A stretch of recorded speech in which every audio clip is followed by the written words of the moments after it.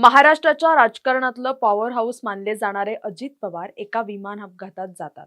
बारामतीत अश्रूंचा महापूर येतो आणि अवघ्या काही दिवसातच सत्तेची समीकरणं बदलतात. सुनेत्रा पवार उपमुख्यमंत्री होतात, पक्षाध्यक्ष होतात, पण या सर्व गडबडीत एक अत्यंत महत्वाचा दुवा हरवलाय, तो म्हणजे न्याय.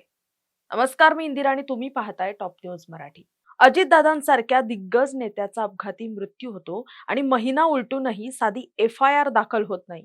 ही बाब लोकशाहीतील सर्वात मोठी शोकांतिकाच म्हणावी लागेल. मुंबईतील देवगिरी हे निवासस्थान नेहमीच गजबजलेलं असायचं.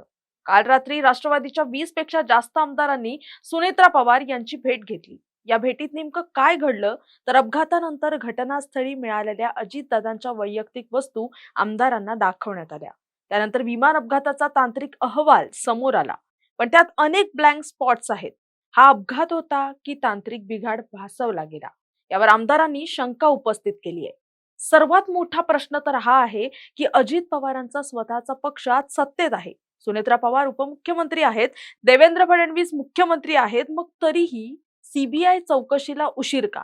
केंद्रात आणि राज्यात एकाच विचाराचं सरकार असताना चौकशीचा आदेश का निघत नाहीये? FIR ला विरोध कोणाचा आहे? कोणत्याही अपघाती मृत्यूची चौकशी करण्यासाठी FIR हा पाया असतो. तोच नसेल तर पोलीस तपास काय करणार? रोहित पवारांची फिल्डिंग आणि स्वकीयांचं मौन हा एक महत्वाचा मुद्दा आहे. अजितदादांच्या निधनानंतर राष्ट्रवादीत मोठी फूट पडली होती, पण आज त्यांचे पुतणे रोहित पवार ज्या जिद्दीने या प्रकरणाचा पाठपुरावा करतायत, ते पाहून अनेकांच्या भुवया उंचावल्यात. रोहित पवार प्रेझेंटेशन देऊन जगाला सांगतायत की हा घातपात असू शकतो.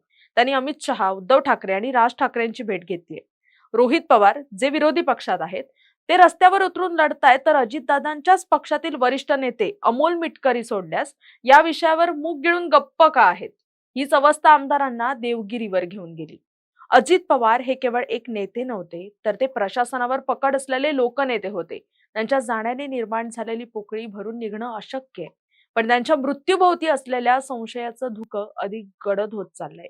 सुनेत्रा पवार यांनी आमदारांना मुख्यमंत्र्यांची भेट घेण्याचं आश्वासन दिलं आहे खरं, पण हे आश्वासन केवळ वेळ मारून नेण्यासाठी आहे की खरोखरच सत्य शोधण्यासाठी? जनतेच्या मनातील हे प्रश्न आता सरकारला उत्तर द्यायला भाग पाडतील. महाराष्ट्राच्या उपमुख्यमंत्र्याचा मृत्यू होतो आणि यंत्रणा इतकी सुस्त कशी राहू शकते?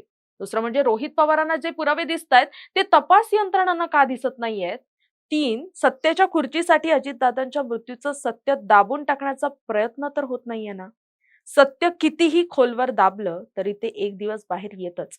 पण प्रश्न हा आहे, तोपर्यंत किती काळ अज्ञात हातांचा खेळ सुरू राहणार? तुर्तास या व्हिडिओत इथेच थांबूयात. तोपर्यंत पाहत राहा टॉप न्यूज मराठी. आपला महाराष्ट्र, आपली बातमी.